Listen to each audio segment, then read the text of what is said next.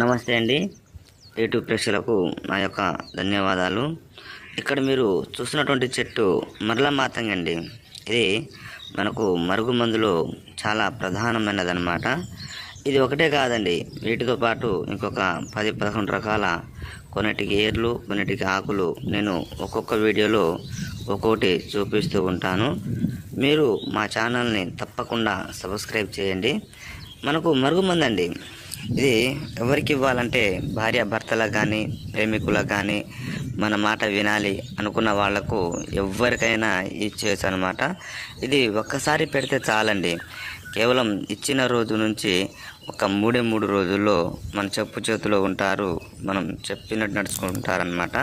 ఇది మనకు మరుగుమందులు 2 రకాలు ఉంటుందండి. మనకు కడుపు పెట్టేది చికెన్లో, మటన్లో, జ్యూస్లో, స్వీట్లో, అలా ఏ కర్రీస్లో అయినా ఇవ్వచ్చు అనమాట.